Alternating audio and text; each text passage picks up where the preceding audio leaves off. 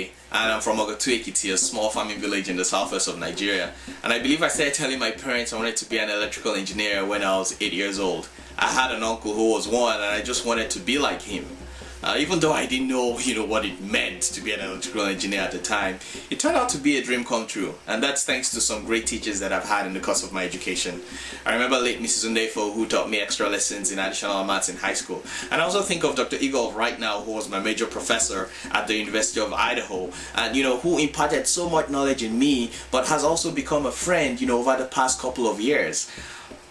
In recognizing the role that teachers have played in my life, right after college, I decided to opt for a teaching job during my year of service. We have a year of service after college in Nigeria where every student goes to work for the government, and I decided to be a teacher. The interesting thing about this is the fact that I got posted to this remote village in the southeast of Nigeria. It was in Enugu State. And this village didn't have no early electricity, it didn't have any water, and it didn't have any cell phone network. So this was foreign for me, even though, I had grown up in Nigeria all my life. But I think the interesting thing was the fact that these students, had so much enthusiasm for learning.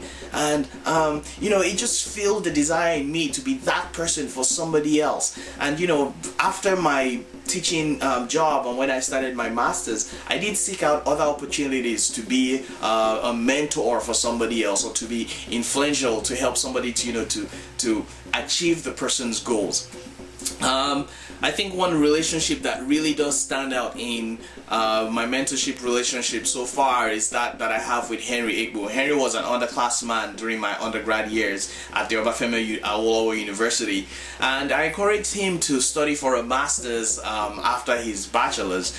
And right now Henry is a software engineer, and apart from the fact that he's been successful in his own professional endeavors, right now Henry actually does sponsor the college education of his younger brother. And so when I think about the multiplier effect that mentorship has on people, it's one of the reasons why I have strived to stay active within such endeavors. I haven't spoken to students at MIT Sloan MBA who are going through an MIT Sloan MBA program. I hear them speak about how transformative the wealth of knowledge and the immense number of mentorship opportunities have been for them, and I look forward to these opportunities with the same eagerness that I look forward to mentoring first years of the class of 2016. The opportunity to be a cohort pilot or a club pilot definitely resonate with my goals and my interest. And so if I become a Sloanie, that's definitely an opportunity that I'm gonna grasp with both hands. Now, I haven't spoken so much about the influence teachers have had on me and on who I've become. I think I should also mention that both my parents are teachers. My dad is a professor of economics at a university in Nigeria, and my mom is a French teacher who greatly contributed to me being trilingual at the moment. I speak French, Italian, English, and I think it's just her work with me as teaching me French at home definitely has been something that has impacted my worldview and how I think about the world in general.